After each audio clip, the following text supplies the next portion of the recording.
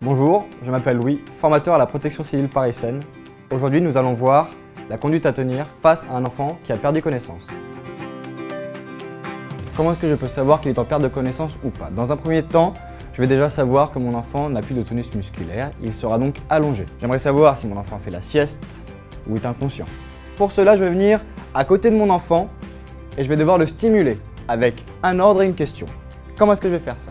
L'ordre, je vais venir mettre une main dans la main de mon enfant et lui demander « Si tu m'entends, serre-moi la main ». Mon enfant ne m'a pas serré la main, ne m'a pas ouvert les yeux, je sais alors qu'il est inconscient. Maintenant, j'aimerais savoir s'il respire ou s'il ne respire pas. Soyez calme, ces opérations-là sont très simples. Je vais devoir libérer les voies aériennes. Pourquoi? Une personne qui a perdu connaissance n'a plus de tonus musculaire. La langue est un muscle, ici en blanc. Vous voyez bien que là, ma langue, la langue de ma victime, est tombée au fond de la gorge et bloque les voies respiratoires. Ma victime est en train de s'étouffer avec sa langue. C'est pour ça que je vais devoir libérer les voies aériennes en mettant une main sur le front, deux doigts sous le menton et en basculant la tête en arrière. En faisant cette technique-là, vous voyez que ma langue se décolle du fond de ma gorge et que les voies respiratoires sont libérées. Je reproduis la même étape sur mon enfant, je vais libérer les voies aériennes. Je mets une main sur le front, deux doigts sous le menton et je bascule prudemment la tête en arrière. Maintenant que sa langue est décollée du fond de sa gorge, je vais pouvoir vérifier la respiration. Pour cela, je vais venir me pencher, mettre ma tête comme ceci, ma joue au niveau de la bouche de mon enfant et mes yeux en direction de sa poitrine. Et je vais venir évaluer la respiration pendant 10 secondes. 1, 2, 3, 4, 5, 6, 7, 8, 9 et 10. Avec mes yeux, j'ai vu la poitrine de mon enfant qui se soulève de manière régulière. Avec ma joue, j'ai senti de l'air sortir de la bouche de ma victime. Et avec mon oreille, j'ai entendu un bruit de respiration. Je sais dès à présent que mon enfant respire, il est donc inconscient. Il respire, je vais devoir venir le mettre en position latérale de sécurité. Donc pourquoi est-ce que je vais mettre mon enfant en position latérale de sécurité, en PLS? On l'a vu, tous les muscles chez un enfant qui est inconscient et qui respire sont relâchés. La langue est un muscle. Les organes à l'intérieur de mon enfant le sont aussi. Il risque d'y avoir un étouffement, voire une noyade avec les liquides présents dans le corps de mon enfant.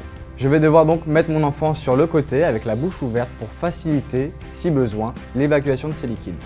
Donc, la PLS. Dans un premier temps, je vais venir prendre le bras et venir le mettre à 90 degrés. Puis, une deuxième fois à 90 degrés. Ce geste va permettre à stabiliser ma victime. Dans un deuxième temps, le bras qui est le plus loin de moi, je vais venir le prendre paume contre paume. Et je vais venir appliquer cette main sur la joue de ma victime. Comme je vous l'ai dit tout à l'heure, une victime qui est inconsciente, tous ses muscles sont relâchés. Si je relâche cette main, la main retombe, mon geste n'aura servi à rien.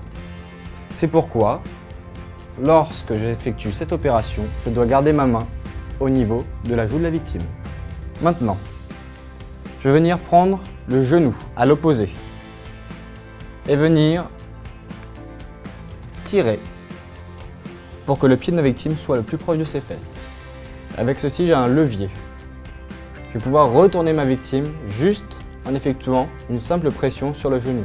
Si je reste dans cette position et que je la retourne, la victime va me tomber dessus. Je serai donc bloqué. C'est pourquoi je me recule tout en tenant. Et une fois que je suis assez reculé, j'effectue une pression sur le genou. La victime se met naturellement sur le côté. Maintenant, j'ai une main qui est bloquée en dessous de la tête de la victime. Je vais devoir venir la retirer. Pour cela, je vais venir tenir le coude de ma victime, retirer ma main délicatement et stabiliser ma victime. Ma victime n'est pas stabilisée, si je la laisse comme ça, elle va continuer à glisser sur le ventre.